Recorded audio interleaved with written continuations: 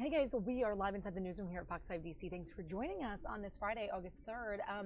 We're going to jump right into some of the live news that we have coming in today. It is, first of all, happy Friday, going into the weekend, first full weekend of August. But some really serious news to kind of get to, including a lot of scary stuff that's been going on. That missing girl in Iowa, Mollie Tibbetts. We've been hearing a lot about her in the past few weeks. She went missing a few weeks ago after going on a run. 20-year-old college student in Iowa. Just a few moments ago, officials in Iowa and her parents and family provided another update. We had another update for you yesterday. Her father essentially pleading with the media to keep this going, to keep the fuel behind sort of reporting this story going, and really continue the fight to find her. Today, officials had a little more information as to where they are in the process of their search. So take a listen. We're starting a little bit late, but I do appreciate your patience. We're here for another update. With me, I'll just kind of do some introductions here. Sheriff Tom Kriegel with Poweshiek County Sheriff is with us. Special Agent in Charge Randy Theisey from the FBI is here. Laura Calderwood, Mollie's mother, is here. Rob and Casey Tibbetts are here. Dalton is here, Mollie's boyfriend, as well as Medina Romanovich, who is our missing person information clearinghouse manager. So I get to start this morning with having the sheriff come forward and read a brief statement. This might be a little redundant. We really appreciate your help in getting information about Mollie out to the people all across the country. On July 19th, 2018, 20-year-old Mollie Tibbetts of Brooklyn, Iowa, was reported missing by her family. She was last seen on July 18th at approximately 7:30 p.m. while running the city streets of Brooklyn. Her last known article of clothing is believed to be dark-colored running shorts, a pink sports top, and running shoes, color unknown. Although Mollie has not been located, the investigation into her disappearance has not slowed down at all. The public is encouraged to contact the following tip lines if they believe they have information related to Mollie's disappearance. The first tip line is 800-452-1111 or 515-223-1400. There's also a dedicated email to accept tips, and that's tips@PoweshiekCOSheriff.com. And I want to just tell the people that if you have a tip from outside the area, if it's outside of Brooklyn, Iowa, please call your local authorities. Reporting a tip that you see outside the area would take time for us to respond to that. So if you're from out of state or out of the general area of Poweshiek County, please call your local authorities. They've been great about following up on these tips. So to speed things up, if you could do that, that would be very helpful to us. And there's a couple of people I want to thank. First of all, I want to thank Central Iowa Crime Stoppers for staffing the tip lines. They've been getting hundreds of tips every day. And they're working very hard at it. And they're also working, I'd like to thank them for working with the family on the reward that's been put out for Mollie. And there's one other group of people that I want to thank, and that's from my office. I want to thank all my co-workers for working hard on this, especially our dispatchers. They're being inundated with telephone calls and all kinds of things, and two of them live in Brooklyn, so it's very dear and close to their hearts what's happening here. They've been getting beat up over this, and I just want to make sure that they know how much we appreciate what they're doing to us. Thank you very much. Thank you, Sheriff. I guess I should have started by introducing myself. My name is Kevin Winker. I'm the Director of Investigative Operations for the Iowa Department of Public Safety. Since I last met with you on Tuesday, the investigative response has not slowed down. Investigators from the Poweshiek County Sheriff's Office, the DCA, and the FBI continue to complete leads that have come in, as well as evaluate and prioritize new leads being received every day. Unfortunately, we have not yet found Mollie, but it has not been due to a lack of effort or lack of resources. We appreciate the continued support of Mollie's family, the entire community, and the media organizations keeping this story in the news. Although we appreciate everyone showing up today for this press conference, our position has not changed on the release of case facts, results, and conclusions. I understand this is frustrating for many in the public and the media, but feel this is necessary for our investigation. Our position has also not changed in that if we evaluate a piece of information and feel its release could lead us to Mollie, we will do so immediately. As mentioned previously, there are media reports regarding details of this investigation the DCI has not confirmed. The fact that we do not confirm or deny these details is not an indicator of their truth or falsity. We have been asked about social media postings and the investigation and whether they are beneficial or not. These postings are beneficial in that they keep the investigation in the public eye. However, I would keep in mind that these postings are often rumor and unconfirmed by law enforcement. As a result of this investigation, many questions have arisen from the public and the media regarding missing children in Iowa. With me today is Medina Romanovich, who is the Missing Person Information Clearinghouse Manager for the Division of Criminal Investigation. At this time, I would ask her to come forward to provide some information related to missing persons in Iowa. Medina? Good morning, everyone. As Kevin has mentioned, my name is Medina Romanovich, and I am the Iowa Missing Persons Information Clearinghouse Manager. Today, we would like to address some frequently asked questions we've been receiving not only from the media, but from the general public as well. We would like to start with some general statistics. As of yesterday, August 2nd, there were a total of 390 persons entered into the National Crime Information Center. Of those, 225 were listed as juveniles. A majority of those are runaway situations. 26 of those individuals listed on the Clearinghouse website are categorized as involuntary. Those 26 cases date back as far as 1976, which confirms that abductions and involuntary disappearances are not common in our state. Numbers have been staying steady over the years when it comes to missing persons, runaway youth, and Amber Alerts. The Clearinghouse website was established in 1985 as a result of Iowa legislation passed in Iowa Code Chapter 694, designed to disseminate information to keep the public informed on missing Iowans. Iowa is one of the few states that publishes all missing persons information. Local law enforcement agencies have primary authority to address missing persons cases in the state of Iowa. All entries into the National Crime Information Center, as well as investigations, are handled by local police departments and sheriff's offices. They can seek assistance from state and federal law enforcement partners if needed. The Clearinghouse keeps track of significant, likely criminal cases occurring in our jurisdiction, regardless of the time frame. People go missing for various reasons, whether that be by choice, wandering away because of their disability, running away from home, stranger abduction, or by someone that they know. We really hope that this clarified some questions that the media and the public has had regarding missing persons. And at this point, I'll take any questions that you may have regarding missing persons in Iowa.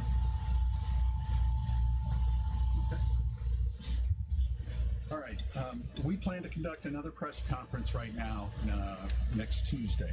Information about that press conference will be posted on the DPS website. We hope to have more information to provide to you next Tuesday. At this time, if you have any questions, I'll be happy to address them. Yes, sir. Sir, Ted Williams, Fox News.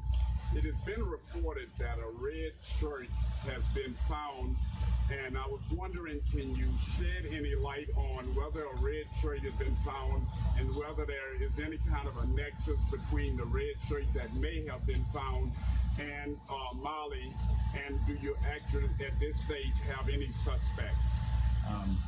I don't have any information with me today on a red shirt being found, and that's not to say that there was one found or not found. I just don't have that information. As far as suspects go, we continue to look at all possibilities. I'm not in a position right now to say we have suspects, we don't have suspects, persons of interest, or anything else. Initially, it was reported by your agency and others that she was wearing a black sports top. Now there's newer descriptions that you just referred that says she was in a pink sports top. And then they be confusing the people or even the public. Can you explain the discrepancy there? No, I don't, but I can look into that and get back to you. Because even on the poster it says black sports top. No, I can't explain that, but I'll look into that and get back to you if you give me the information. Sir, is Wayne Jetty officially a suspect?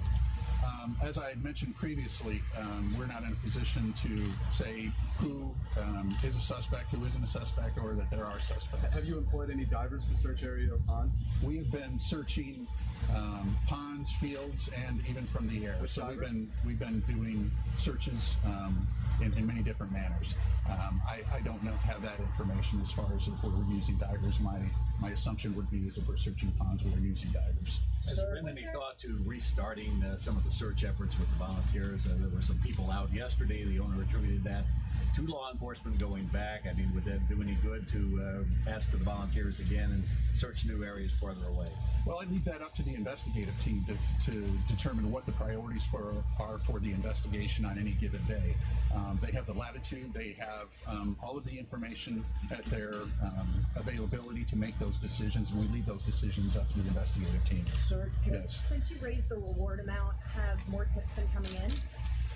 Tips have been coming in regularly. The pace to which they're coming in, I can't speak to whether it's increased, decreased, stayed the same since the reward amount has been up. Have you found any articles of clothing or any physical evidence that you can share with us? And again, that's going to be another area that I'm not going to delve into at this time because it would speak to the results of an investigative lead. Can I confirm what you just said, that you have no suspects and no persons of interest? Is that correct? No, regardless of what I just said or you interpreted, I'm not going to speak to the fact as to whether we have suspects, persons of interest, or anything else. And can I follow up? Are you saying that you have no solid leads at this point? No, because I think all leads are valuable. How you define solid would be up for interpretation, but at this point, we view all leads as valuable. As they come in, they're evaluated and prioritized, and we are looking into everything at this point. Would Yes, you sir. say you're closer to solving this now than you were 2 weeks ago on the 19th? You know, that would be a conclusion based on the investigation, and I'm not going to speak to that at this point. Are you treating Yes, this as a sir. recovery or a rescue?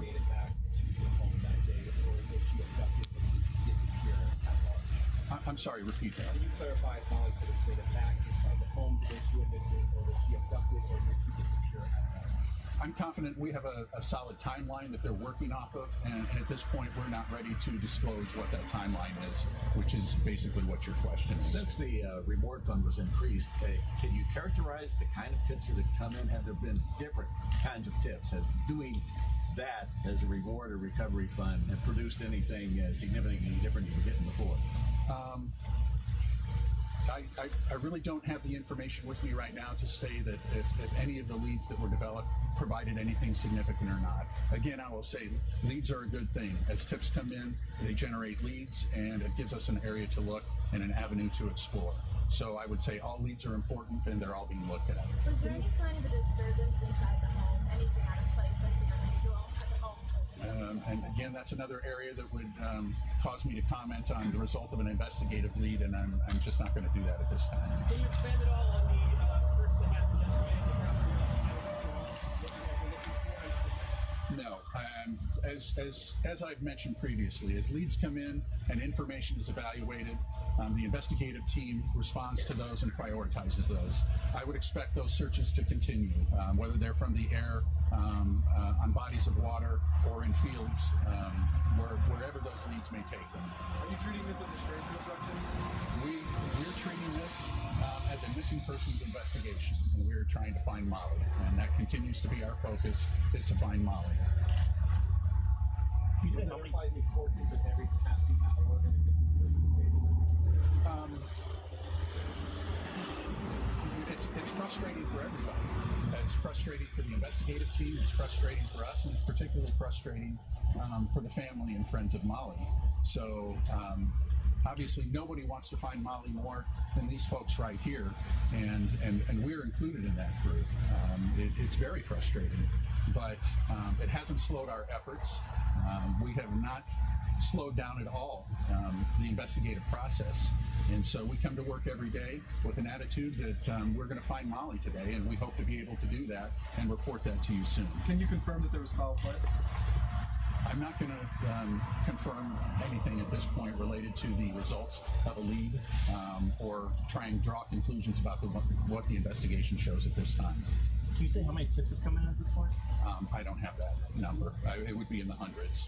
Can you say how many state police officers are working the case? I would say, I believe we reported previously, and not just state police officers, but investigators in general from the Poweshiek County Sheriff's Office, the FBI, the Division of Criminal Investigation. There are on average 30 to 40 working this case a day. Can you briefly explain how releasing information might compromise your investigation? A lot of people think you gave us more, we can help you. Tell us how that actually backs up. Well, but I mean, as part of our evaluation process, we consider that. And so there are parts of any investigation that we hold very closely for good reason.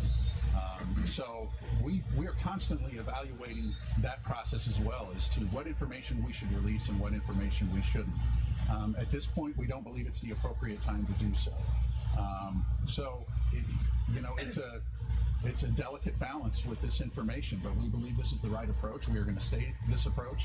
We recognize that it's frustrating for everyone involved, but we believe it gives us the best opportunity to resolve this investigation. Can you speak on the importance of making the public give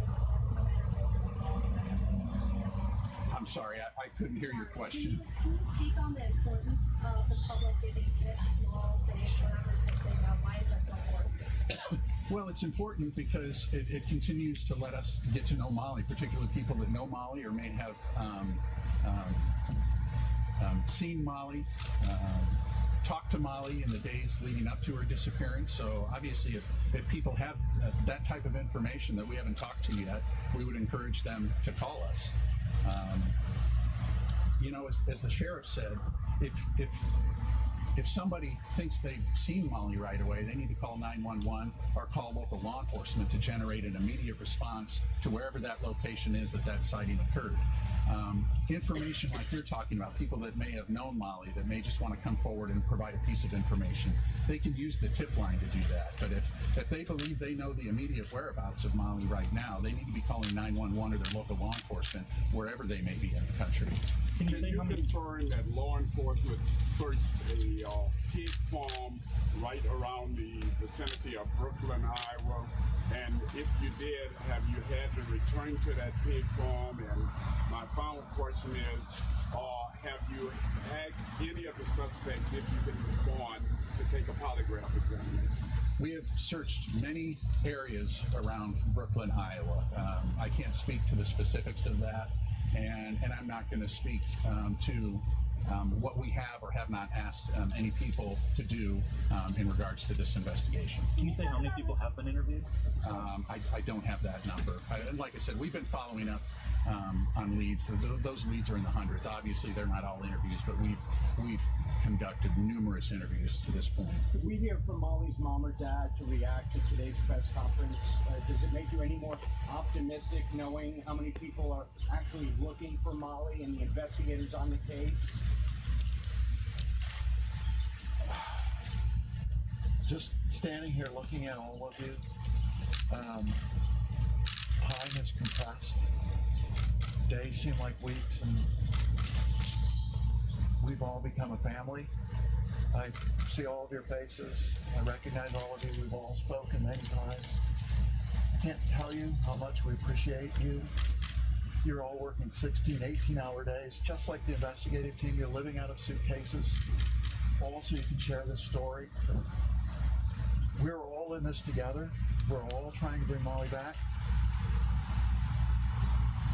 And we are deeply appreciative of all of our partners, both in law enforcement and all of you. I can't tell you how grateful we are.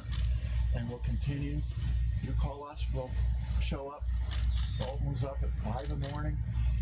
We'll help you in any way we can because you're helping us, and we're really, really grateful. Law enforcement indicated they had seen an increase in tips since the larger reward fund announced yesterday. Are you encouraged by that, that it's generating more? I assume that's what you hope for. Very, very much so. Laura's done an amazing job of pulling this all together. You might want to comment about developments and how people streamlining the process and how they can contribute. And so my message today, it just occurred to me standing you all collectively together, how we've all become a family just in a few days together. So just thank you all very much, both law enforcement and the media. All right, thank you, folks.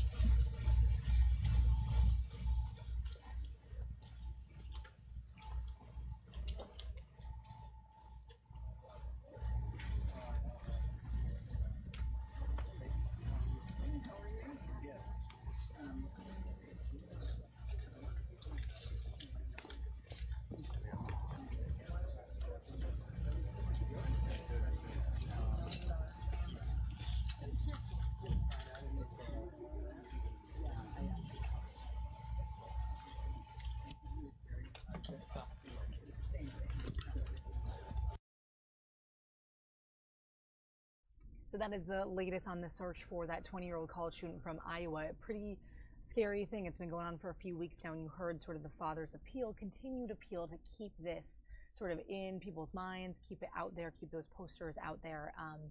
And we'll give you any more information that we come across if there are more press conferences. I believe at the top of that, the official mentioned that the next official gathering press conference will be next Tuesday. So we'll make sure we bring that to you live as well.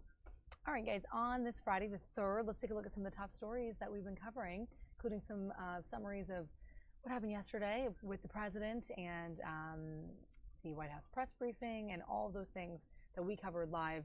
Here's sort of a summary on those stories. But they may get more frequent now as we get deeper and deeper into campaign season. President Trump in Pennsylvania last night campaigning for a Republican Senate candidate, but against the news media in what has been a recurring theme. And the fake news refuse to call it, right? But they can make anything bad because they are the fake, disgusting news. Earlier at the White House daily briefing, Press Secretary Sarah Sanders was repeatedly pressed by CNN reporter Jim Acosta. You did not say that the press is not the enemy of the people. The media has attacked me personally on a number of occasions, including your own network, said I should be harassed as a life sentence, that I should be choked. ICE officials are not welcomed in their place of worship, and personal information is shared on the internet. When I was hosted by the Correspondents Association, of which almost all of you are members of, you brought a comedian up to attack my appearance and call me a traitor to my own gender. But the president's daughter, Ivanka, took a measured approach when she was asked. I have some sensitivity around why people have concerns and gripe, especially when they're sort of feel targeted. But no, I do not feel that the media is the enemy of the people. That prompted this response on Twitter from the president. They asked my daughter Ivanka whether or not the media is the enemy of the people. She correctly said no. It is the fake news, which is a large percentage of the media, that is the enemy of the people. Now, we talk about the president playing to his political base with these attacks on the media. There's a new poll out from Quinnipiac that kind of bears this out. The question was, is the press the enemy of the people? Just 21% of voters agree with that question. But when you separate out Republican voters, that number goes up to 45%. In Washington, Doug Luzader, Fox News. Catching your eye. I've never seen anything like that. As you walk by. Funniest thing in the mall. While Murat Tutor is having fun. Everything's dangerous if you don't read the rules. He's not playing with fire, something much colder. Liquid nitrogen minus 210 degrees. It's super cold. If you try to drink it or if you touch it, maybe burn your hand or burn your tongue. They're making these frozen snacks, but because of the liquid nitrogen that makes them smoke, they have all these. And then the signs that give you warnings, like to not drink the nitrogen. The problem solver is finding words of caution around the Nitro Dragon Denver kiosk in Southwest Plaza in Littleton. Before we get the orders, we are always telling the customers, please read the instruction. After a boy with asthma was taken to the hospital in Florida after eating one of these. It's a bit dangerous for the asthma. Tutor making sure this sign is front and center. And if my daughter had a health condition, I would probably not do it. Would you like to try? But still trying. Chew it fast, okay? To keep the fun.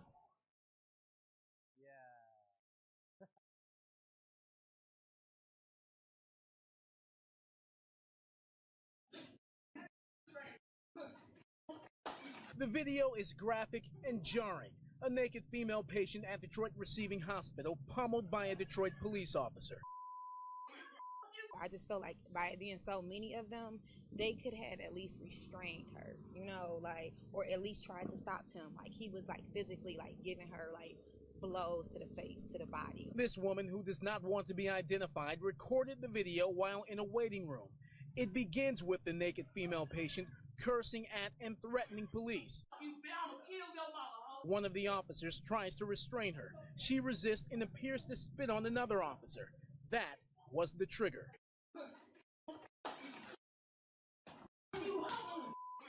The officer begins punching the woman in her face, head, and back.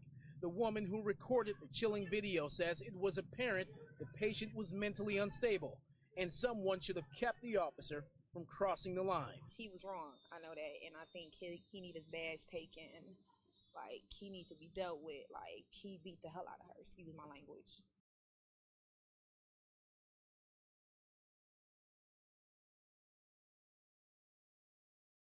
Crews in at least 5 states are working around the clock to get a handle on dozens of wildfires. The hardest hit area, Northern California, where thousands of homes have been destroyed by the Carr Fire. Crews are slowly starting to get containment and evacuation orders are being lifted.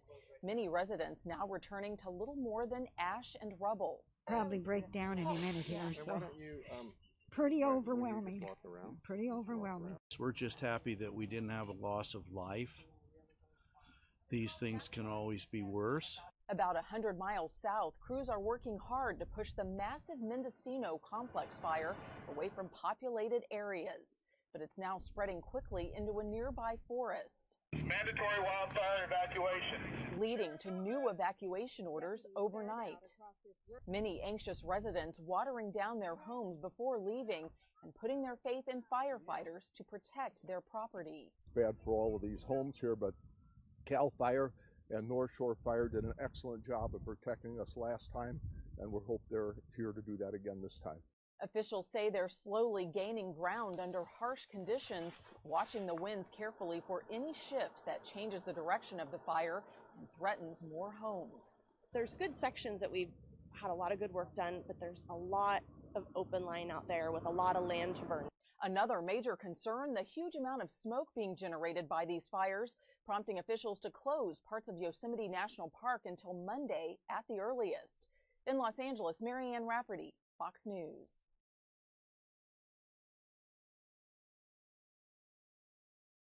George Utley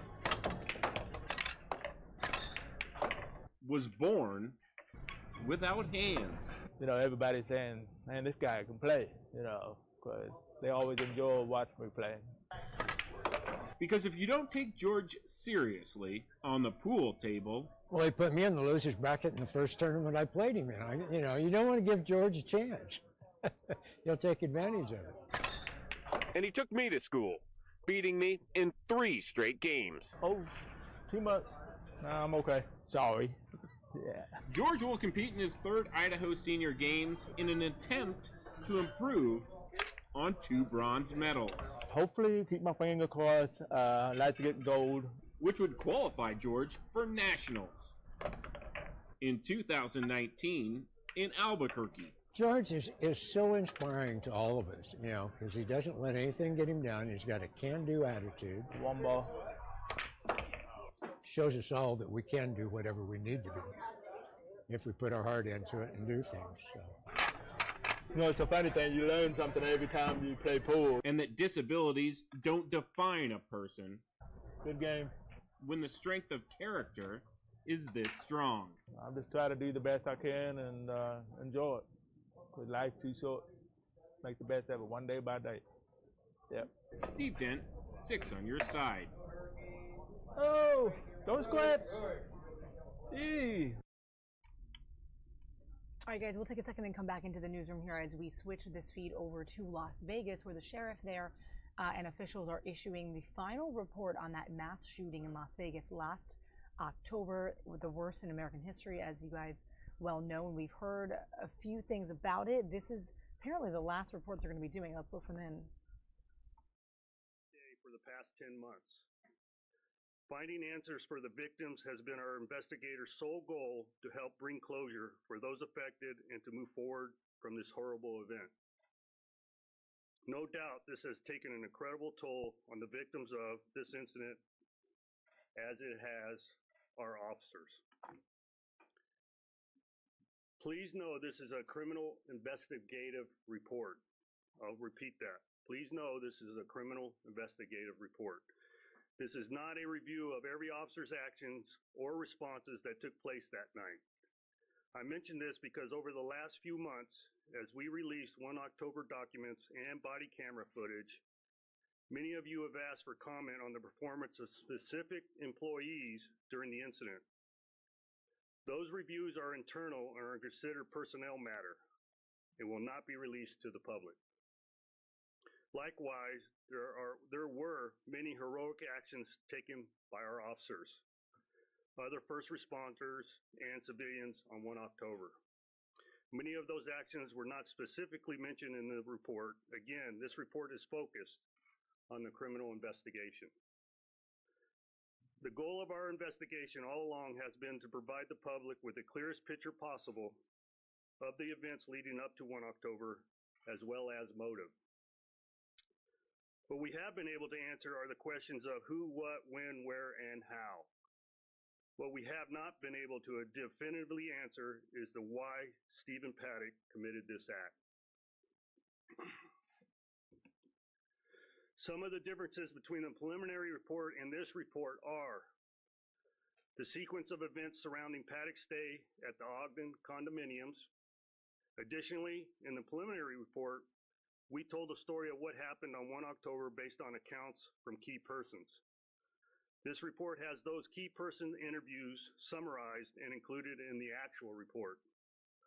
This includes civilians, mostly hotel employees of Mandalay Bay and other properties, police personnel, specific to those that made it to the 32nd floor and entered Paddock's room, and also detailing when officers Cook and Clarkson were struck by Paddock's gunfire upon their arrival at the venue. Also, a more detailed narrative as to the investigative responsibilities that various agencies and agency sections handled. Summaries of forensic analysis conducted by the FBI's lab in Quantico, Virginia, relating to DNA and firearms, identifying which guns were fired, an examination of every spent shell casing, and lastly, the comparison of the round recovered from Paddock's head to the firearm associated with his suicide. A lock interrogation summary, a financial analysis summary, and lastly, a suspectology section on Paddock to include interview summaries of his family and his doctor. Included in the appendix will be the actual lock interrogation reports from both rooms 135 and 134, and all autopsy-related documents from the Clark County Coroner's Office. By all accounts, Stephen Paddock was an unremarkable man whose movements leading up to October 1st didn't raise any suspicion. An interview with his doctor indicated signs of a troubled mind, but no troubling behavior that would trigger a call to law enforcement. Without a manifesto or even a note to answer questions, the totality of the information that has been gathered leaves us to only make an educated guess as to the motives of Stephen Paddock. Today is still incredibly difficult to try to comprehend this senseless act of violence.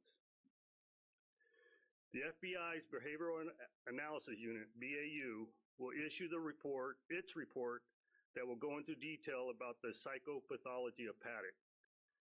The report is anticipated to be released sometime at the end of the year.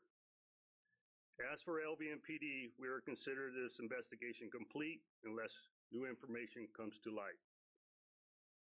Our responsibility to all 58 people who died on 1 October drove us to leave no stone unturned in order to find answers. I hope that the conclusion of this investigation provides some answers and some closure. The report will be available on LVMPD's website at lvmpd.com, which you can see immediately following the conclusion of this press conference. With that, I'll be happy to answer some questions. Sheriff, one of the first questions, you just said you don't know motive? Correct. Was this terrorism? Well, that depends on the definition. If you look at the state definition, it would fall within that aspect. If you look at the federal definition, no. As we all know, terrorism label is administered by the FBI. They have primacy. It's also a matter of court. Correct. Does Las Vegas Police Department call this a terrorist act? I would personally call it a terrorist act. It had an influence on a certain demographic of people intended to cause harm, to include injuries. Any update on Mary Lou Danley and where your interaction with her stands? No. We are completed with our interviews with her. We don't anticipate any future interviews, but they may still be in the preview of the FBI. Is it possible Ms. Stanley could be charged with a crime? At this point, no.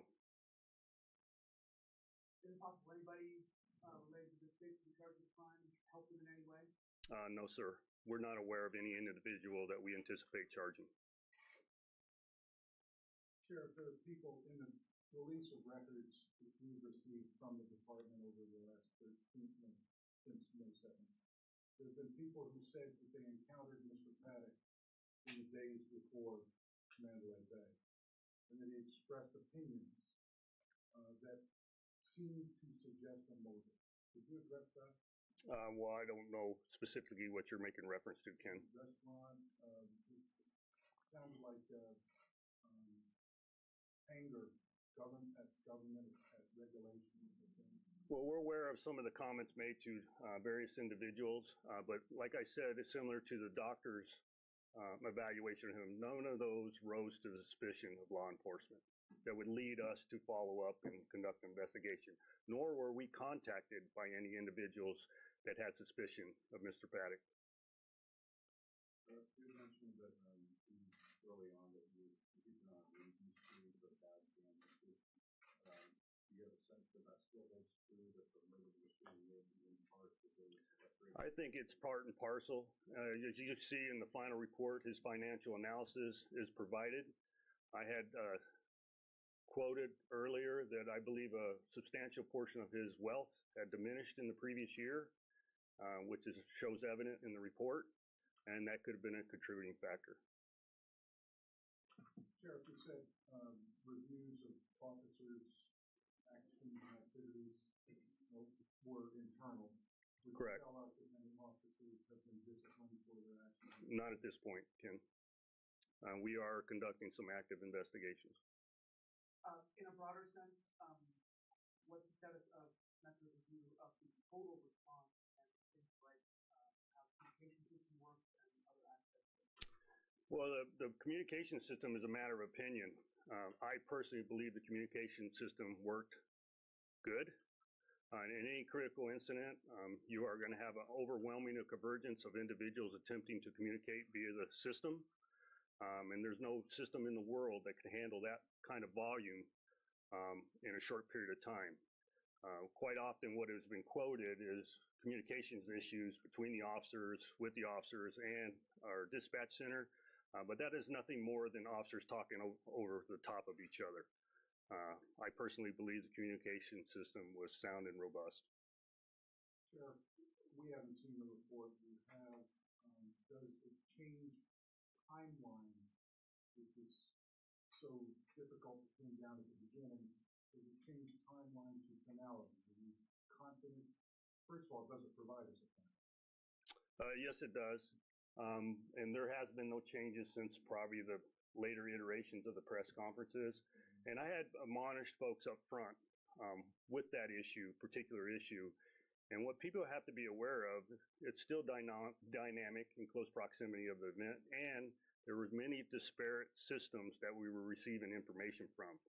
So it takes a long time to compare those disparate systems and overlay the times on top of each other. But as far as the time associated with this carnage, I believe those times are pat. So they'll be provided in this final report? Yes. Yes. Those times are pat? Yes. We're comfortable with our review of that. How large was the investigation? How many investigators were on this? Just Mark 1, 2, 1? You know what, Ricardo, I really wouldn't be able to give you I can give you an approximate answer on the size, but the scope of individual officers and participants is 1,000 plus. You know, just the volumes of the evidence that had to be reviewed, depictions of Mr. Paddock, images, video surveillance, and everything else that goes along with it, suspect and possible suspect statements, victim statements, witness statements, is voluminous. I have given you before in excess of 21,000 hours of video had to be reviewed, thousands of documents, and in particular, I'll take this opportunity.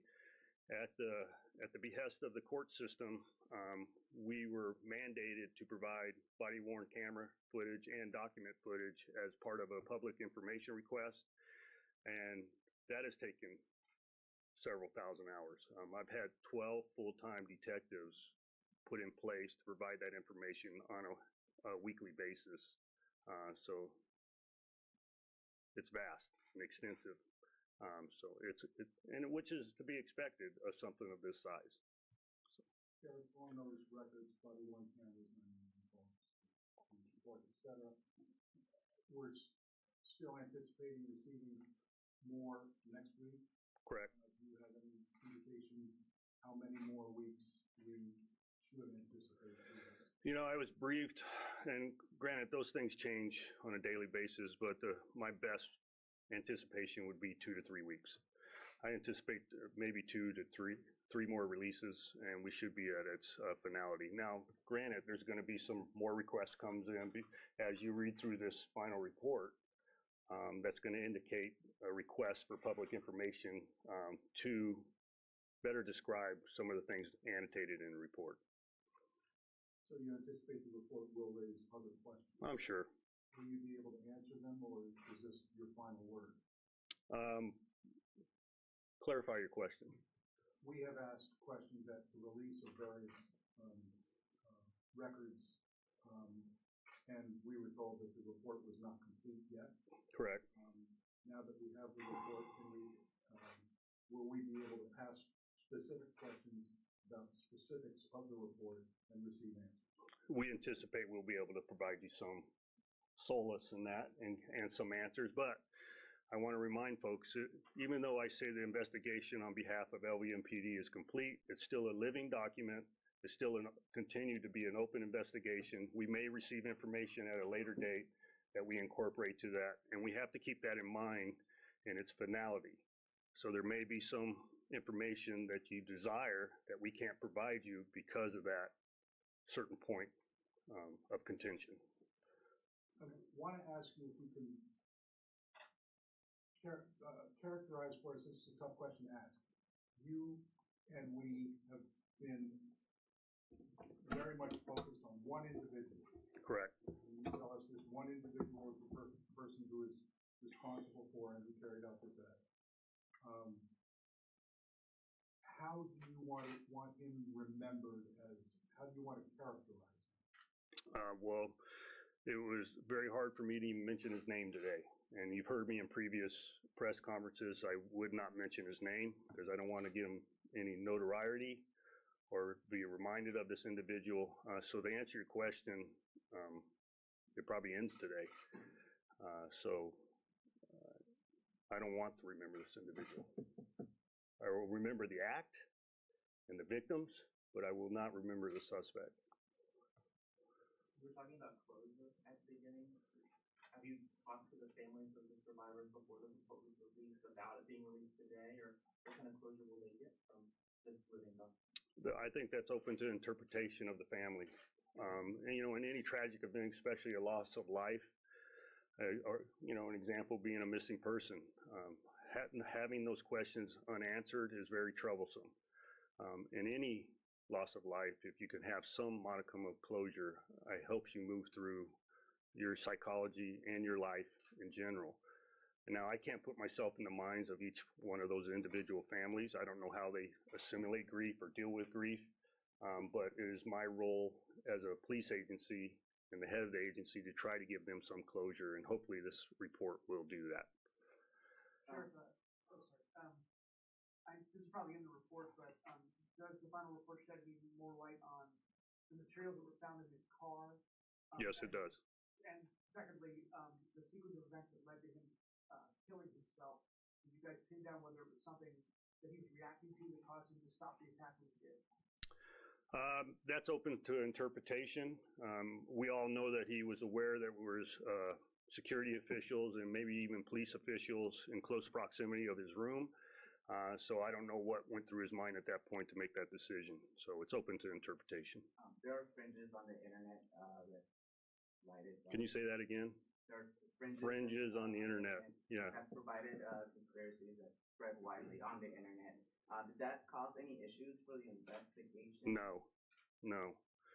You know, that's one of the things that we alluded to in the public information request of all the body-worn cameras and documents and stuff is quite often with the release of that information, you have people that believe they are smarter than you or keyboard cowboys that attempt to provide you information for you to change your investigation or your direction of your investigation.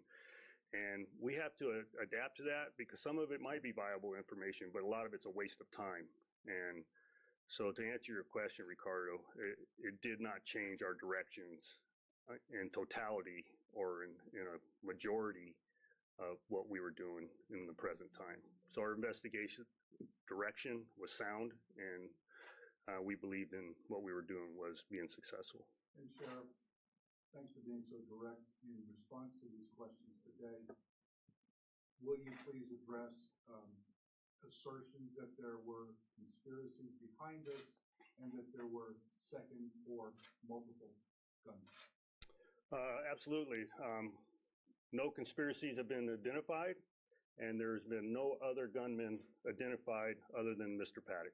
Were there no other shootings at other casinos or properties in Las Vegas at the same time? None. No other shootings that we have identified. You know, one of the explanations behind that, Ken, is just to provide you some clarification, is we had people evacuating the scene that sustained injuries. They had blood splatter. They had blood evidence upon their person. And as they entered other venues, it was believed by people that were already occupying the venues that they may have obtained those injuries within the venue that they evacuated to. So there was a belief there were shooters present on those properties. We quickly put those to bed because of the way we were trained to address multiple attack locations. But as you can imagine, the chaos associated with this. Understood. We heard some pretty specific accounts. Right.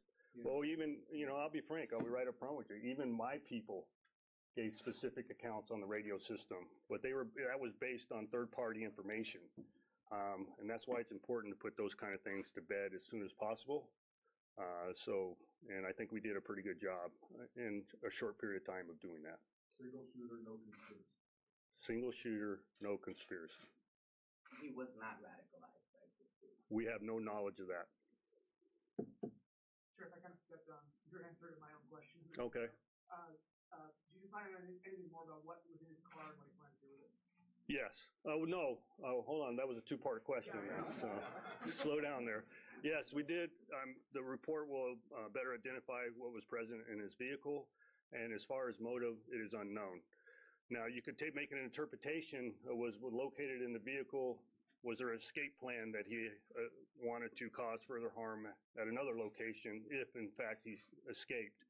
Or was it just a matter of supplies he utilized during target practice? We're unable to answer that question. Were you going to find something in the report in reference to the missing hard drive? No, there is nothing in there because we have no idea where the hard drive is or when it was removed. We have information through his previous relationships that was a regular practice of him to remove hard drives from the computer systems that he utilized. For what reason, unknown. We all are aware that he had depictions of child pornography on his current computer. Maybe that was to get rid of that evidence. Who knows? But we have no idea when that particular hard drive was removed. It could have been years previously, or it could have been in short proximity of the shooting. But we have not located the missing hard drive. The child pornography was on his hard drive. His brother was arrested also for child pornography disappeared. Is that part of any kind of investigation that involves Stephen Paddock as well as his brother, and you guys checking into those connections? Yes, sir, we are. Sheriff, probably the kind of question you anticipated. Could this happen again, and what has changed? What would we do to prevent it? Well, that's a pretty good question, Ken. The question is, could this happen again? Yes, absolutely, it could happen again. By the grace of God, it doesn't. And you know, one thing I've always said as the head of the law enforcement agency, you can what if till the cows come home. You know, you can't prevent every act of evil in your toolkit, but the most important piece is that you respond to it appropriately and quickly to mitigate the threat. So we've done some proactive things to address these. You may have seen what's going on in Chicago with Lollapalooza. They mentioned Las Vegas and the target hardening of their event. We have that as a matter of practice in any of our current events. We supply additional medical folks to our events now. We have Overwatch folks associated with the event, and we do the best we can to limit the ingress and egress of individuals coming and going. So there's a lot of preventive measures that are put in place during events now that we didn't have in place before. And there's a lot of continuance of surveillance and overwatch during the events that we didn't have in place before. So hopefully we meet with success with those preventive measures. And you know, the other piece on that, and it's important for people to understand, we've had a very, very cooperative agreement with local security, private security, and assisting us in all these type of endeavors. And they have changed their profile. Now, I'll let them speak to their profile to you individually if you reach out to them, but their profile is more robust than it has ever been. So if you're asking me, is Las Vegas a safe community? Yes. Is it a safe tourist community? Yes. And we're only going to get better. How many of your employees were devoted full-time to this investigation, and now what will they do with it? Well, that question was asked by Ricardo in some aspect. I can't give you a definitive number. If you would like us to provide you some sort of approximate number, we can do that after the press conference. Yes. Will final reports show any security measures that could have been taken by Mandalay Bay or any personnel there that could have possibly prevented this? No, the report doesn't allude to those, any of those. And I'm not going to make public comment on that. Sheriff, do we have any better sense of when Paddock began planning this event? No. You will see in the report, like I said, it includes the timeline associated with the Ogden condominiums.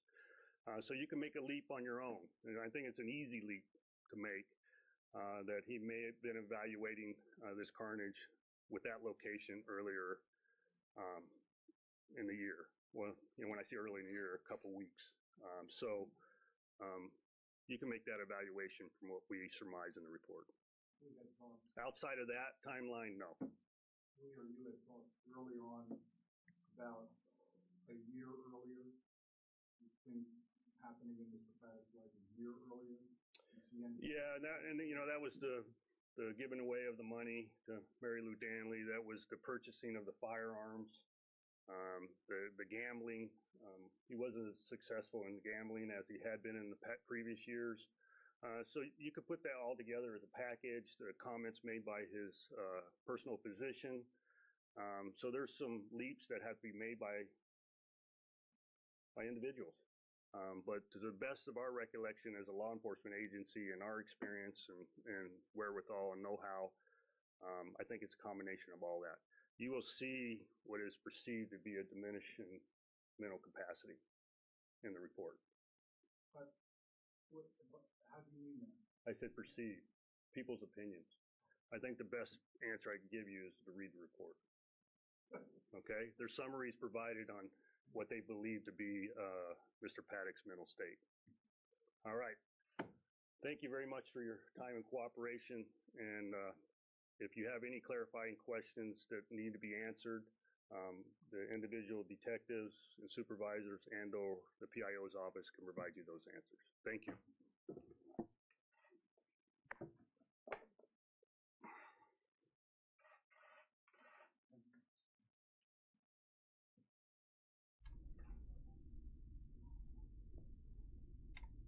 Okay, guys, so that's the latest on Las Vegas from the sheriff there. And I know a lot of you guys are commenting now on the stream about this. Pretty amazing that we haven't really heard much put forth in the past month. This happened almost a year ago now, last October 1st. And there you go, the summary of sort of what is to be the final report from this.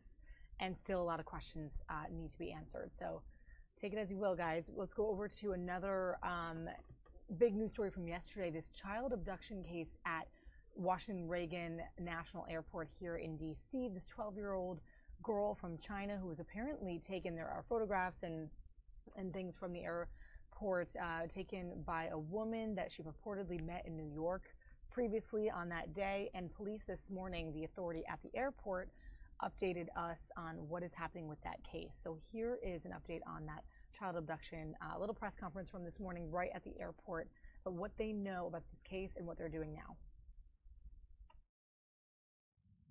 Whenever you're ready. Good morning. I want to thank the media for being here and doing such an exceptional job of disseminating the information we need to further this investigation. We are still looking for Jingjing Ma. To recap, Jingjing arrived at DCA after visiting New York with a tour group translated as Delta, or Delta de May. As they were preparing to check in, the students were given their passports, and at some point she separated from the group, stating she needed to use the restroom. She then met with an Asian female, who we are still trying to identify, appears to have changed some clothing, and left the terminal through the arrivals level. Jingjing and the Asian female then enter a white Infiniti QX60 years between 2016 and 2018 with unknown New York tags. We've been in the process of developing information and tracking down leads. We also want to thank the public for their calls and providing information. Detectives are continuing to work on those leads and are doing so at this time. We're also working very closely with the FBI, who is standing behind me. We've also been working with HSI, CBP. These agencies are also helping to coordinate with the State Department and ICE to assist us with tracking investigative leads around the country. Their partnership has been invaluable to furthering this investigation. Last night, we disseminated several pictures that show the vehicle, the Asian male and Asian female suspect, and Jingjing with an unknown.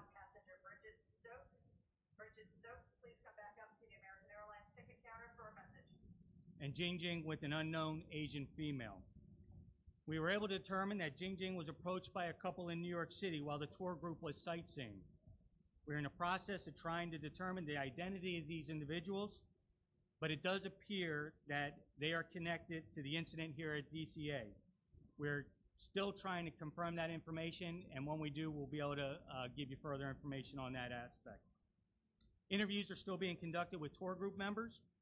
We want to thank the Fairfax County Police Department for their assistance in providing translation, the National Center for Exploited and Missing Children for supporting us with their expertise. American Airlines is paging Burlington passenger Bridget Stokes.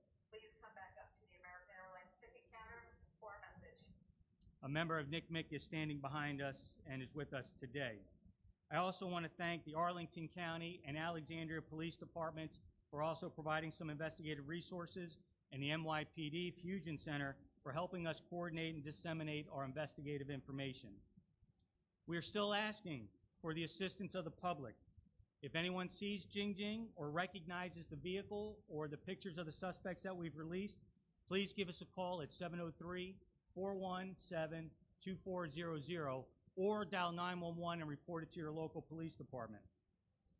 We want to assure the community that our assessment is that there does not appear to be any threat to the greater community. However, Jingjing is still considered a critical missing juvenile, and we will continue to track down leads until we know she is safe. And I'll take several questions at this time. So why did you say extreme danger when it appears that this may have been some kind of a planned escape? So on the initial startup in the investigation, we had a 12-year-old girl that was missing by unknown means. By unknown people, and in my assessment and my staff's assessments, that's critical missing and a very dangerous situation. As the investigation furthers along, we may change that assessment, but again, I want to reiterate, this is still a critical missing juvenile, and we're going to track down every lead until we find that she is safe. Can you talk a little bit more? You said that she was approached by a couple in New York City. Can you give a little more detail about what network of contact they had, where it was? It appears to be on the property of the World Trade Center. The actual contact and what took place is something we are still trying to track down. This is the purpose, is continuing to interview staff from the tour group, students from the tour group, and this is where the FBI has been of great assistance. Last night we were conducting interviews on the West Coast. This group has already traveled to San Francisco to continue their tour. So with the FBI's assistance, we're continuing to verify the information. I can't comment specifically, but it appears there was some familiarity, but I don't know if it was a cordial exchange, and that is something we are trying to verify at this time.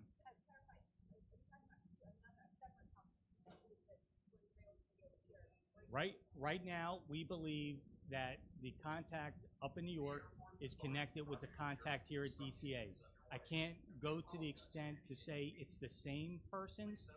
That is something that, as we speak, we are working on and trying to identify, or at least put those two with our pictures we have here, with whatever information we can develop up in New York, and see if there is a specific connection between those two couples. Has anyone reached her family? So when we started the investigation yesterday, we have a contact of a grandfather back in China. We have been unable to reach that individual. We are trying to determine if there are any other family members in the United States, and also trying to contact or at least know who the parents are. So that is part of the ongoing investigation. So just to flush that out, that the possible family members in the U.S., so there is a working theory that she may know this person who can walk out of the airport with. We are working every theory. Again, we want to make sure that no stone is left unturned. If it becomes a familial relationship, that'll be part of the investigation. If it's somebody she doesn't know, that's a part of the investigation. I can't state at this time either. So we want to make sure we're pursuing this as a critical missing juvenile, and that we pursue this until we know that she is safe.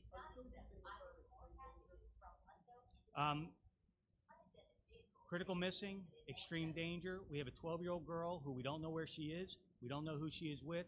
And so I'll let you decide how you want to call that. But for us, this is our priority number one. It's of the utmost importance. And I'm going to take it as that, she needs our assistance until we can determine otherwise. So, again, I don't want to get into confusing whether the language or semantics are critical missing or abduction. The legal terms, I think we can get to the bottom of as we develop more facts. But we need to make sure that the public knows this is still a critical incident. We need their assistance in identifying the people that we put out. We need to locate her. And then at that point, we can come back and review as to exactly what occurred and what we want to call it. But again, I want to emphasize, I don't want to get caught up in the semantics of it. We need to find this child. We're doing everything we can, and we're just asking for the community's assistance in trying to locate her. That is part of our ongoing investigation. Some of what we are using our federal partners for and Fairfax County is translation and trying to ascertain whether she had any phone or was on any social media. So that is also part of the ongoing investigation, and it takes a little bit of time to narrow into that realm.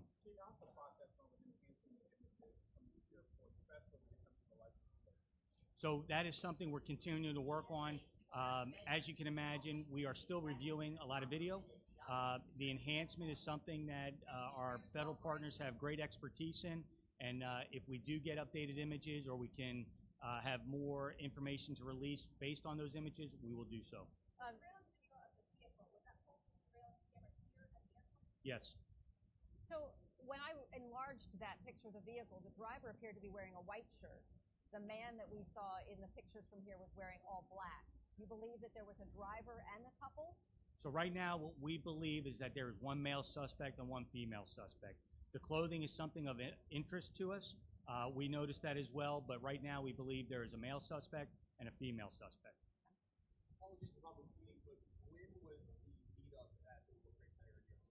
I don't have that information. And was the witness who saw this possible same female suspect approach her and hand her food? Is that witness part of the tour group? Yeah, so The interviews of the tour group are ongoing because we believe that members of that tour group will be able to assist us in verifying or validating some of the information that we're discussing.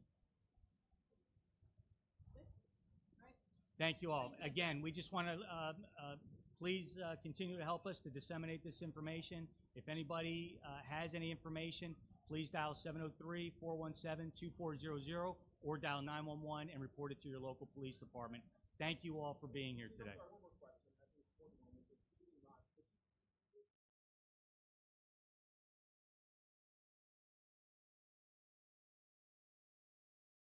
Company to trade with a $1 trillion market capitalization. Apple CEO Tim Cook is probably feeling like $1 million right now. Actually, let's make that more like $1 trillion with a T. The tech giant becoming the first American public company to cross $1 trillion in value Thursday. To the overall economy, it shows that people don't mind paying $1,000 for a cell phone. The milestone marks the latest triumph for the trend-setting company that was started in a Silicon Valley garage 42 years ago. The achievement almost unimaginable just 2 decades ago when Apple was on the edge of bankruptcy. To survive, the company brought back its co-founder, Steve Jobs. Apple started in my parents' garage, and Steve Wozniak and I put a lot of years into it, and I think Apple has a lot to contribute still. Jobs died in 2011 and was replaced by Cook, a computer executive who was built on Apple's iconic brand. Clearly, Apple's flagship product right now is the i10. That is the phone that does the facial recognition. It does sell for about $1,000. Now get this, if you had dared to buy $10,000 worth of stock at Apple's lowest point, that investment is now worth about $2.6 million. In Los Angeles, Jonathan Hunt, Fox News.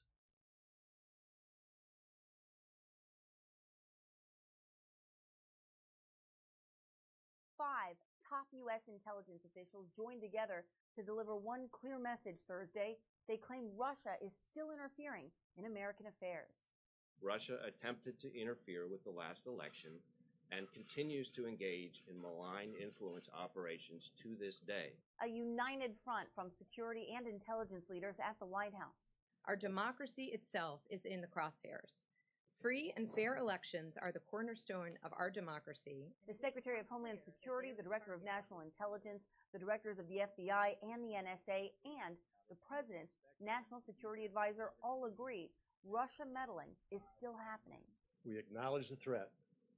It is real.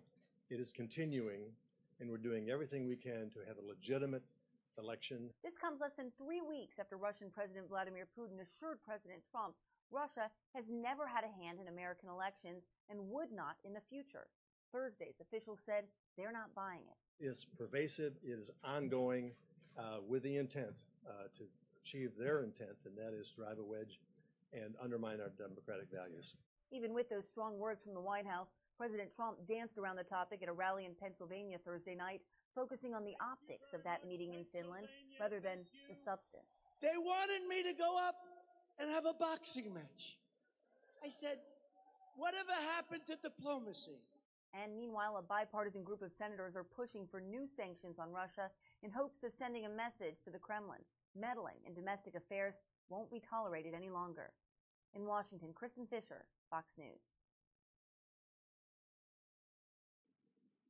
Tennessee voters began the process of choosing a successor to retiring Bob Corker in a battle that could determine who controls the U.S. Senate. I hope I got your vote. Marsha Blackburn is expected to coast to victory in the Republican primary. The Congresswoman describes herself as a strong supporter of President Trump's agenda. They want to have a U.S. senator who is going to support the Trump tax cuts because the Trump tax cuts are working. Her opponent is expected to be former Governor Phil Bredesen. So far, Bredesen has been hesitant to directly attack President Trump, who carried Tennessee in 2016 by 26 points. I intend to be a senator who is not up there to work for or against the president, not up there to work for or against any political party, but to try to figure out in each case what's best for the people of Tennessee. Bredesen has already said some Democrats' call to abolish ICE is, quote, a stupid idea.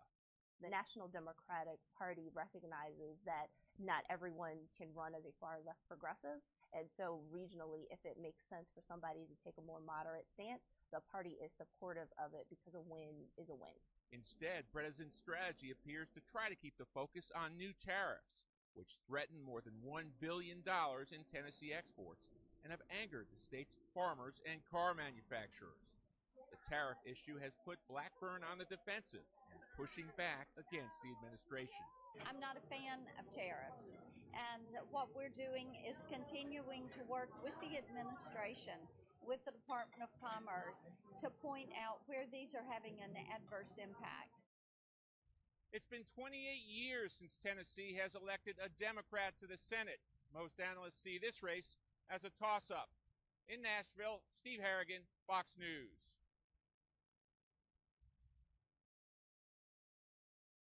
Police desperately searching for 12-year-old Jinjing Ma, a girl from China who authorities believe was kidnapped from Reagan National Airport Thursday morning.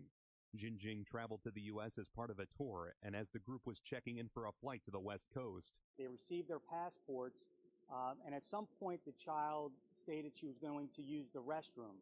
It wasn't until they were starting to check through security that another student within that group notified the chaperones that she was missing. Police say instead of going to the bathroom, she met up with a middle-aged Asian woman who helped change the girl's clothes before the pair left the airport together through the arrivals area. They were then seen getting into a white Infiniti vehicle with New York tags. Prior to the abduction, the woman was spotted talking to an Asian man who police believe was the driver. That Asian female is described as 5'2" to 5'5", weighing 130 pounds. We had no reason to believe that the child should have left with these people. Believing the girl was in extreme danger, police issued an Amber Alert. The child appears to have left without any force. She entered the vehicle without any force, but that does not release any of our concerns. We're still very concerned because we don't know the reason why this child left with that Asian female. A witness says the girl may have had contact with the woman when the tour group was in New York. Jinjing is described as 4 feet 11 inches, weighing 90 pounds with medium black hair and brown eyes. Anyone with any information is urged to call police. In New York, Mike Cantor, Fox News.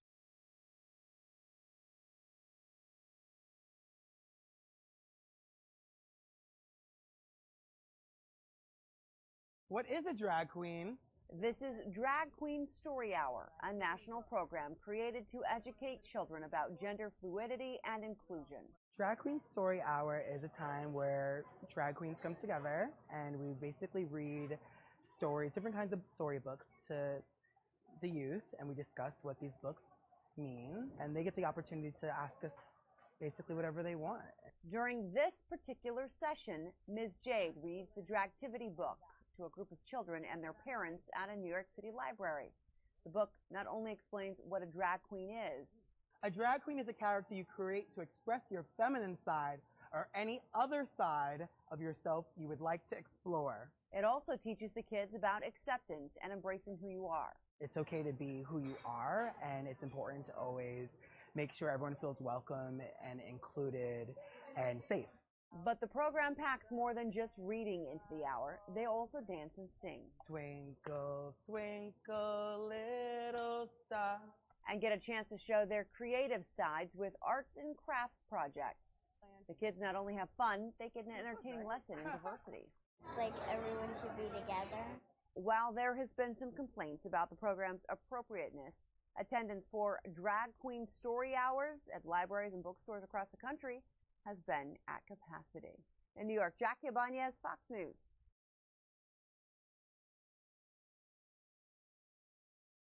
They breaking my family apart. We were apart already when my husband was deployed for for more than 16 months. So this country is the very country that is deporting his wife.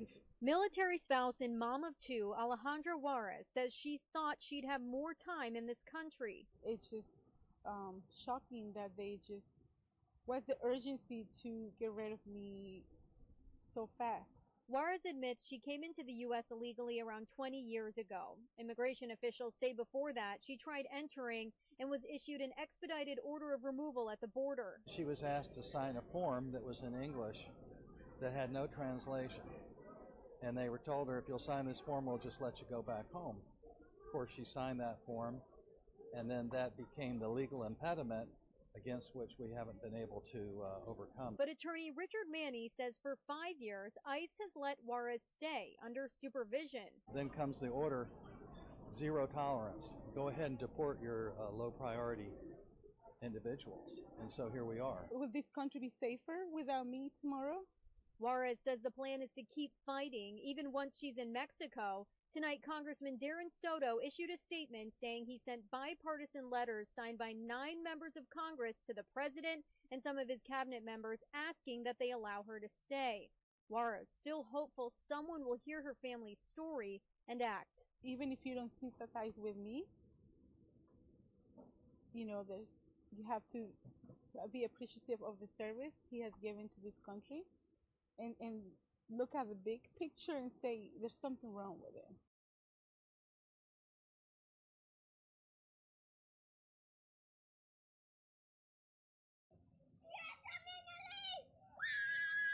Chester police officer Jose Alvarez loves being a part of the lives of children, but Monday night he actually saved some of those young lives. Basically have at least a vest that I can be able to, put the bullet between the family and myself and covering them. At 7th and Tillman, while meeting with the parent, gunfire erupted. Mid-sentence, talking to them about the curfew, shots fired, rang out. 2 shots fired, rang, boom, boom. He says the shots came from behind him, with the mother and her 3 children between 9 and 12 years old in front of him. His body became their only line of defense. I threw the juvenile on the floor so she can take cover, and at that point, once I was trying to get them back into their home, I looked back and another 5 shots, which I could easily see the muzzle. 5 shots, pum, pum, pum, pum. He ran after the suspected shooter once the gunfire stopped, but lost track of him. After my shift that day, in my car, I had to just take a second and I just thank God that he was able to provide some cover for not only myself, but anybody that was in the area. The father of 5 kids with a grandchild on the way later this year, Officer Alvarez says he does not feel like a hero, just a guy doing what he does best, protecting those around him. I thank God I have a supporting family and friends that know what I'm here for and know what I do. If it wasn't for my wife and my kids, I wouldn't, be able to come home, because that's what actually makes me want to come home every day.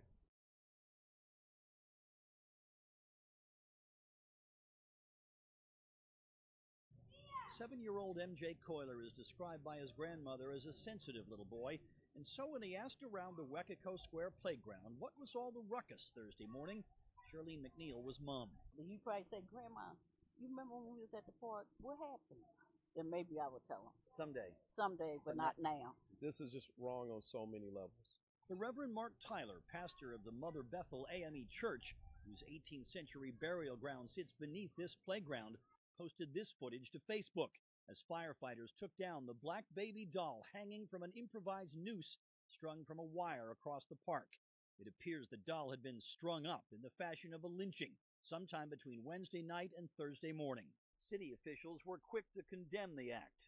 Seems to be a very intentional act to send fear and intimidation to the African American community. It's the type of behavior that absolutely makes you sick, particularly in this day and age and in this city. Wekico Park is surveilled by no fewer than half a dozen security cameras.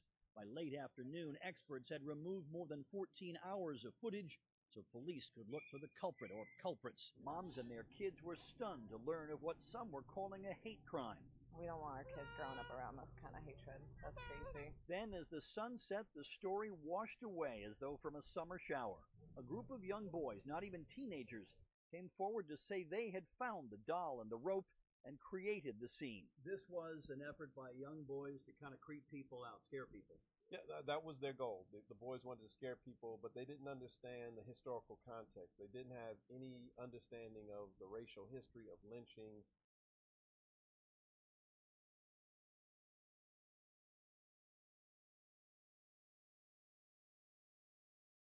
Kristen Porter was sitting on a floaty at Pajil Beach around 3 o'clock Sunday afternoon when, out of nowhere, something bit her. My feet were dangling down, and I was there for hours, really. So I was completely surprised when all of a sudden something attacked my foot. I knew immediately that it was, something bad. It wasn't just like a little fish nipple. And so I pulled my foot up in the air, and I saw it was bleeding all over the place. Her son and 2 strangers helped get her out of the water. Once on land, a lifeguard told her it was an eel bite. It was quite painful.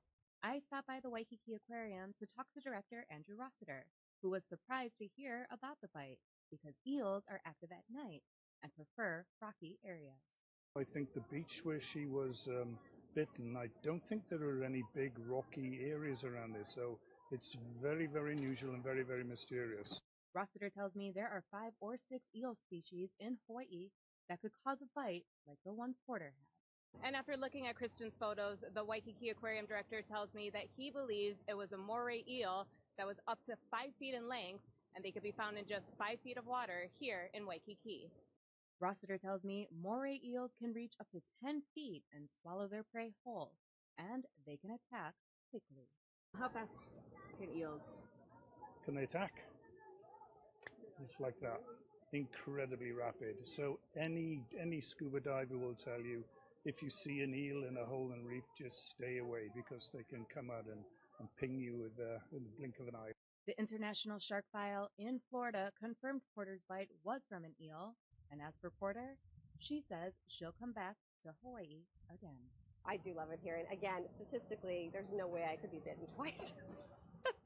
I don't think so. The odds are in your favor. The odds are in my favor. Nikki Schoenfeld, KHON2 News.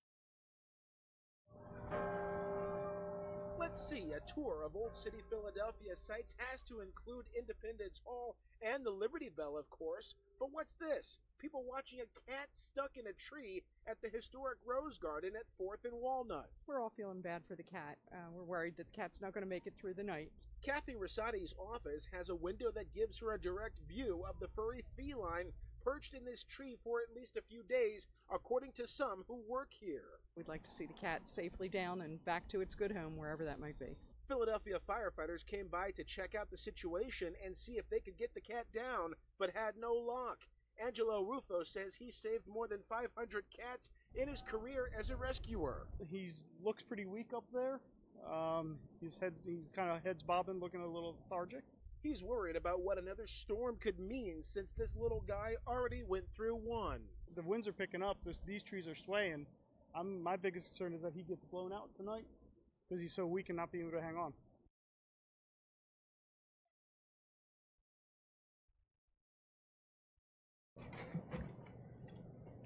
Ivan Crisostomo takes the same postal route every day. But on June 8th, his normal delivery schedule through this South Sacramento neighborhood was anything but. I heard this crying, this desperate crying. I saw her hiding behind a kind of bush, kind of tree. The father of 4 says his instincts kicked in when he saw a 16-year-old girl sobbing in someone's front yard. She started to point to her arms, saying that they were putting things on me, they are coming to get me. Ivan quickly realized the girl had just escaped being held captive by sex traffickers. They told me that they were taking me somewhere to hurt me, and then I kind of just thought I'd grow the balls and jump out the car. Crystal says she was able to grab her captor's cell phone when she jumped out of the car.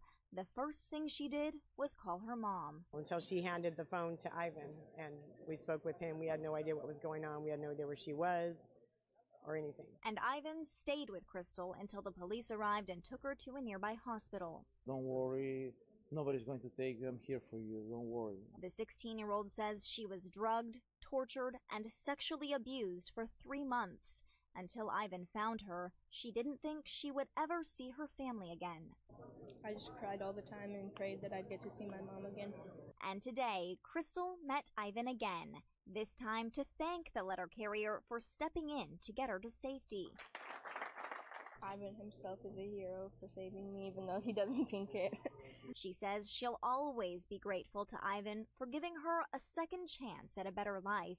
but the postal worker considers helping people part of his everyday duties. We as mailmen, we have a duty, but as a human beings, being there, knowing the people, we have kind of a different responsibility a little bit, you know, with our neighbors and with the people that we serve. That's how I see it. In South Sacramento, Olivia DeGennaro, Fox 40 News. Really just an incredible story there out of Sacramento. Hey guys, if you're on our stream and you're looking for the update on Mollie Tibbetts, the Iowa student who went missing a couple weeks ago, that's sort of towards the top of our stream. You can just use that scroller and go back to that. That update from police is sort of the current update. They said they won't be holding another press conference until next Tuesday on that. So definitely go ahead and check that out if you're looking for that. Otherwise, we're going to move along to this Houston police update. This is the shooting suspect. His name is Joseph James Pappas. He's charged in the murder of that doctor in Houston, the cardiologist who is actually the doctor of President George H.W. Bush. This has been circulating in the news for quite a bit now. And here is the latest from Art Acevedo, the chief of police down there in Houston. It's been a high priority of the Houston Police Department to catch this suspect for a matter of for many reasons. It's very rare when someone's killed and you can't even figure out a motive and they're actually targeted. And most importantly, it was creating a lot of panic in the Texas Medical Center. As we all know, it's a world-renowned jewel. And so these people haven't slept. They didn't have any sleep last night either. They've been looking for this man. And this morning, I'll just get to what everybody's wondering. This is our suspect. The suspect's deceased. He committed suicide when he was confronted by two members of the Houston Police Department patrol assets here in Southwest Division. And I'm going to run you through it. We're very fortunate in this city that we work very diligently to create and build bridges of trust. And we're committed to relational policing, which really believe that the #1 force multiplier for our city is the community we serve. And we serve everyone that lives, works, or visits the city of Houston. And so this is case without the public, we wouldn't be standing here today. You all know how we identified this suspect. We talked about it before, and then this morning, as we searched through the night, and we've been searching for days now for the suspect, actually most of the week since we identified him Sunday into Monday at 9:21. The Houston Communications Center, Emergency Communications Center, received a call of a individual chasing a suspicious person. At 9:25, that individual, by the way, the individual gave the wrong address, so we started responding, but we couldn't find where they're at. At 9:25, the individual calls and says that the suspect is near the Jewish Community Center, and the caller at that time at 9:25 said he believed that the suspect may be suspect Pappas, who we were looking for the murder of Dr. Housepanet. At 9:30 a.m., the caller calls back because what occurred is this reporting party works for the Houston Parks Board. He was on duty near the bayou over here. We have a problem with graffiti, and he checks that area on a regular basis to make sure nobody is committing the vandalizing any walls or homes in that area. I've actually talked to the witness, and he said that he saw of an individual that turned out to be Mr. Pappas, suspect Pappas, sitting there near that area where there's a lot of vandals. He turned around, jumped the curb, came to make contact with Mr. Pappas, suspect Pappas, who started walking away. Pappas was probably about 7,500 yards from him when he actually yelled, "Hey, I'm sorry, I thought that you were a graffiti vandal." And Pappas just, according to this witness, puts his arms out like this and then starts walking again. The witness then looked and actually found a wallet that suspect Pappas either discarded intentionally or unintentionally, we don't know, left it there where he had been sitting. He looks in the wallet and realizes, finds the ID, recognized the name Pappas, thanks to the efforts of the media who have been great partners in getting out this information in social media in terms of Twitter sphere and everything else we've used as a department. When he notices it's suspect Pappas, he calls back and he says, "This is Mr. Pappas. I found his wallet and his ID.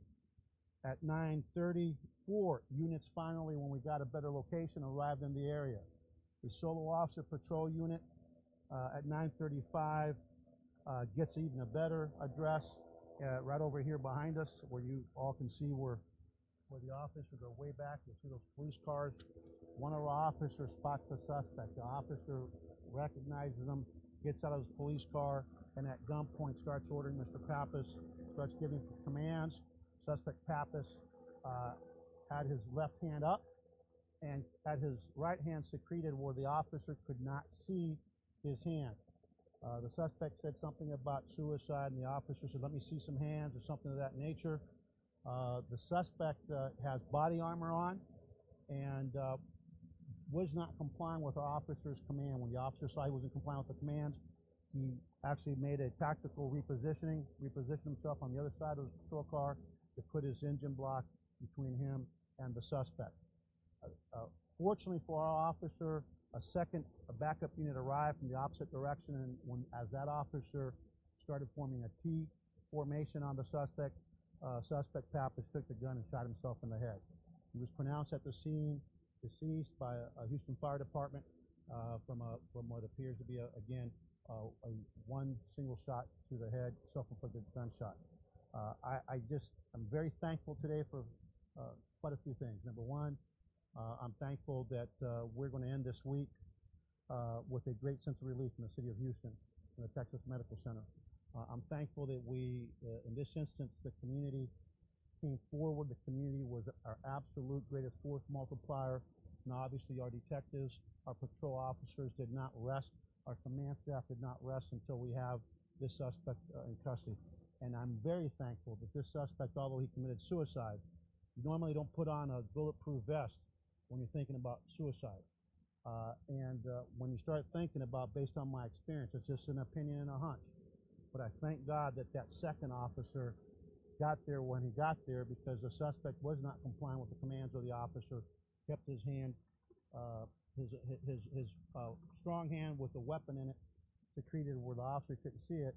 And it wasn't until he saw that second officer. I'm convinced that had we not had that second officer arrive from a different angle, we might have had a shootout out here. And I'm just thank God that our officer's okay. I also thank God that our witness, who's really Creed, that works for the Parks Board, I really believe when he was doing this and stopped, he's trying to get him to come up. And if you know anything about this suspect, that we've talked about his skills, we've talked about the fact that he is a very good marksman, and actually had holsters secreted in his clothing that we found, and so on and so forth. He's a very dangerous person. The other thing I want to say is that we will conduct an investigation here into this shooting like we do any other shooting. The investigation will continue. Now, this morning, we've heard reports that some media outlets are putting that there was a hit list by this suspect, that we had found a hit list. Let me just address that really quickly.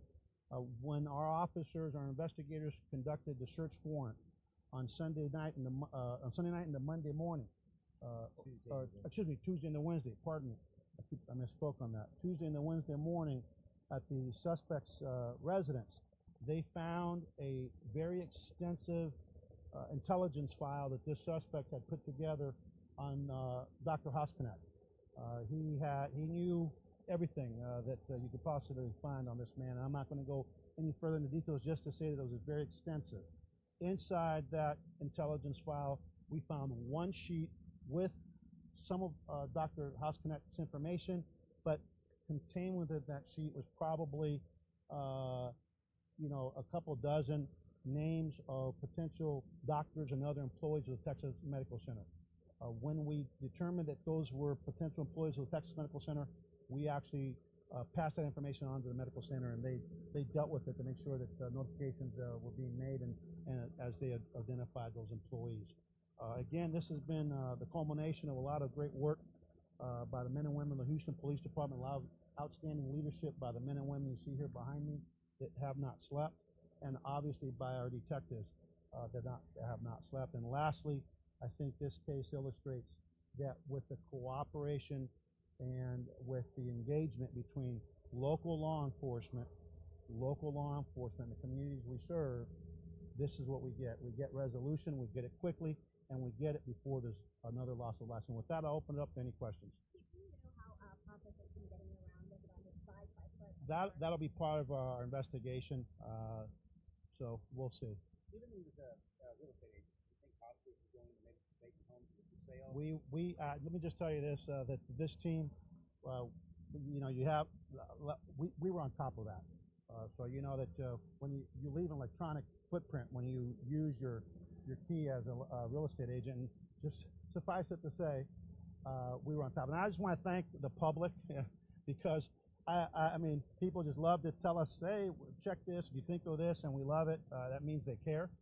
But believe me, there wasn't anything that any stone that we left unturned. We can tell you that he used that key 4 times from the time that we discovered, and we actually checked all those houses out and looked into that. No, I don't think we have enough information to say it was a hit list. I mean, it could be somebody that maybe that's related. We don't know. We can't put much into that other than factually there were some names. Now remember, the guy that he did kill, Dr. Houseconnect, he had a very extensive file on, and then we had one sheet that included Dr. Houseconnect and some other names. So I cannot, based on what he did with Dr. Houseconnect and the fact that he put so much intelligence together on him and those folks, I don't think you can draw that conclusion at this time. Why after 20 years did Mr. Pappas allegedly carry out this crime? And additionally, the file that you said was compiled, can you put a little bit more light on what exactly was in that file?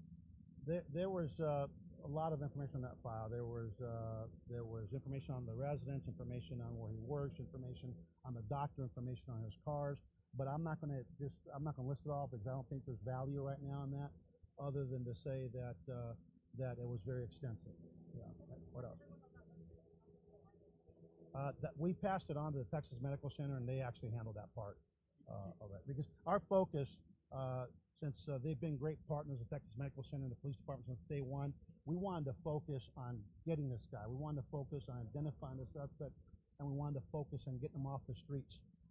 You know, people were saying that he leave the country, and this morning, you know, somebody called me and said, no, we're monitoring all that, and we knew he had not left the country, and we suspected he was here, and our instincts were right. Can you talk about his appearance? Has he changed his appearance?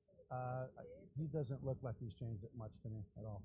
He has been known over the years to have a mustache almost exclusively, and I can just say that, if anything, that's probably the only thing that he might have changed. Did you notice a mustache on him right now? Appearance is very similar. Yeah, very similar. Clearly, he's studied Dr. Houseconnect quite extensively, but can you talk a little bit more about what gave you the strong suspicion that this is definitely a grudge that you held on for 20 years, given what happened in this month? Because you can't think of any other. I mean, the only connection that we can, you know, we only know what we know, and we don't know what we don't know, right? And so the only thing that we could find, the only connection we could find, or we have found at this time, and I'm telling you guys in the media, there's so much speculation. I'll be honest with you, Dr. Houseconnect is dead, and his suspect's been identified, and we've captured him. That to us is the most important thing. The only thing, because I think it's disrespectful of a man by the name of Dr. Houseconnect who made such a difference in this community to have all this wild speculation out there. I can tell you from the police department, the only connection we have found and the only explanation that we have found to date, and we've put a lot of work into this, is the fact that Dr. Houseconnect operated on suspect Pappas's mother over 20 years ago, and she died in the operating table. Look, the human mind's very fragile. We know that. And when somebody decides to do something, you know, you can't, if you try to use logic to an illogical act, which is murdering somebody in cold blood, you're already down the wrong rabbit trail. What else? Do you think, based on your experience, was he trying to hide from the previous crime, or was he actively trying to maybe move on to somebody else? We don't know. I mean, we don't know because we haven't been able to determine what his. I can tell you he was trying to avoid us, and when you're wearing a vest, again, I just thank God we don't have a dead cop back here, because we know this guy. There's some lethality. This man, we know that he was a very experienced marksman.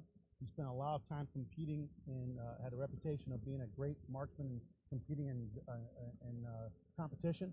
and he was very effective. And normally you wouldn't put on a bulletproof vest if you're thinking solely suicide. And when that officer was by himself giving him commands, and the guy will not show his right hand and just does this, I'm not sure that if our officer had made a tactical error and left a position of cover to try to close the distance, that suspect Pappas would have taken him out. I'll just tell you right now. And excuse me. And then once the second officer got there and that officer started getting out, that's when he probably, well, I can't take two trained guys, especially when both officers are offset at a distance that gave him a tactical advantage in a triangle position where he had nowhere to go except towards one officer, towards the other. Anything else?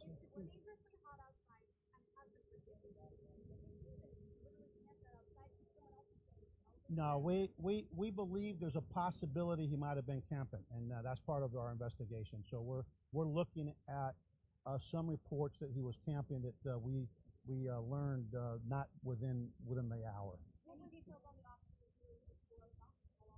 I don't have any of those details yet. I just know that we've all checked on both of the officers that were there when this came to a conclusion, and they're both very thankful that they didn't have to use deadly force, because people think cops wake up in the morning to go shoot people. That's not what we're about, and I think they're both very thankful that neither one of them is hurt, because this guy was a pretty bad actor. What if the son was in other weapons? What else did he have? No, all he has is one snub-nosed revolver that's in his hand. That's still in his hand. We're waiting for the ME to come out. He has a backpack with him, and he had a bulletproof vest on that's underneath a shirt, and he had a cap, a baseball cap, which is a different color than the one he had on when he committed the crime. What was in the backpack? Okay, we gotta wait till the ME comes out. Okay, we're all used to 48 hours where everything happens in like 5 minutes.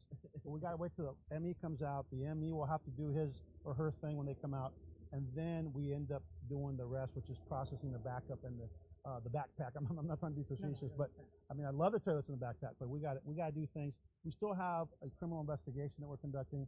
We still have to process this thing like we do every other thing. Anything else? Yes. What would you like to say about the officers and their It's what's sad about being an American cop in society. We live in a got you society, right, where everybody. When I grew up, if a cop was in a fight, I was raised to get out of the car and help the cop. And now we live in a society when an officer is in a fight for their lives, rather than getting out of the car and helping that officer, people get out their cameras and they videotape. I know that because it's happened to me as a police chief right here in Houston. And I just think that instead of a gotcha society, we should all focus on doing the right thing and not painting police officers with a broad brush. Are there bad apples? Absolutely. But the vast majority of police officers are honorable, hardworking, courageous men and women that, if you look at the facts, there are 800,000 cops in this country. Most will serve 25, 30, 35 years. They'll never shoot anybody.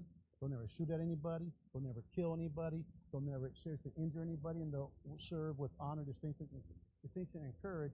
And I just think that we're living at a time in our country where we paint everybody with broad brushes, and I don't need to tell you that. The media is being painted with a very broad brush, and sometimes you drive me crazy.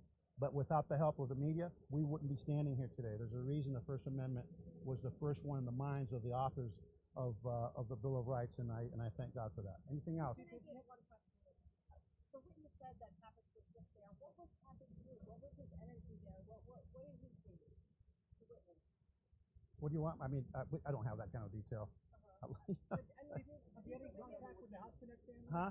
With the House Connect family?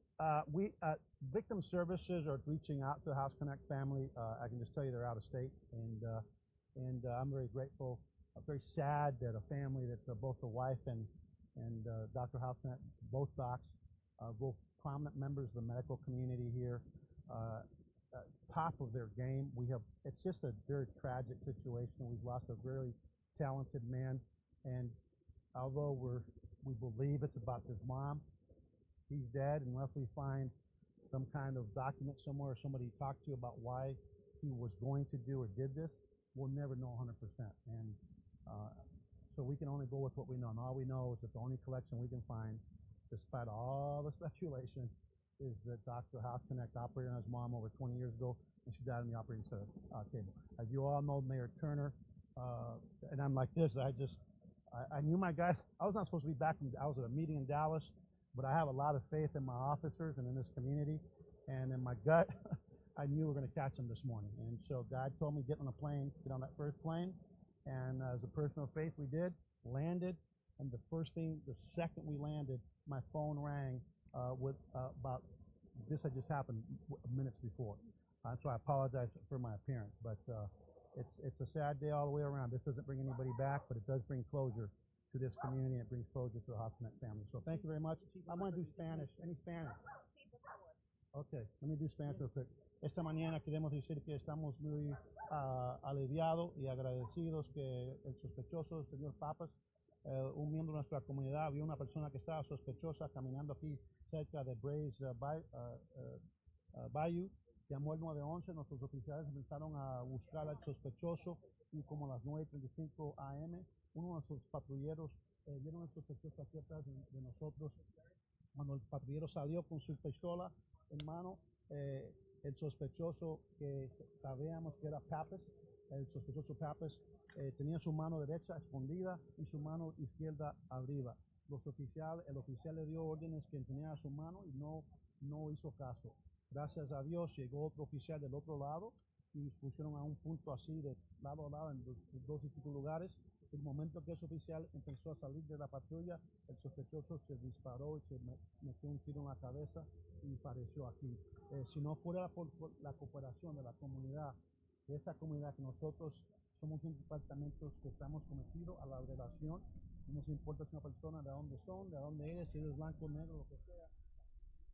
All right, guys, really such an incredible account of what happened. And keep in mind, that all happened this morning.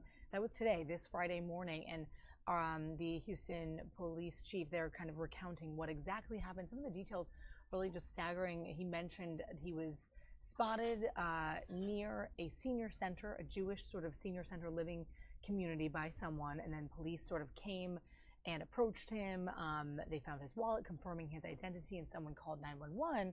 And when the officer arrived, Pappas, the suspect who ended up killing himself this morning, had body armor on, and he was armed with a gun in his hand. He didn't comply with officials right away, and then he killed himself with a single shot to the head. So some kind of gritty details there about what exactly happened. There was sort of chopper video of the scene, extensive chopper video that we sort of had in and out, and then it kind of cut this morning, so we weren't able to take that. But they found a lot of intelligence, like an intelligence file on this cardiologist doctor that he killed. This was the cardiologist of former President George H.W. Bush that he killed. So pretty interesting case there, but you heard sort of the details from the police chief. Again, just a few moments ago, that was a few hours ago, reporting, giving that press conference to the media down in Houston. So that's what we got going on now, guys. We hope that you're enjoying our stream. If you're on with us, let us know and chat us up in the comments, and we'll be right back. We're going to give you a live look at the Capitol Dome on this muggy, humid, rainy-ish day here on this Friday, August 3rd.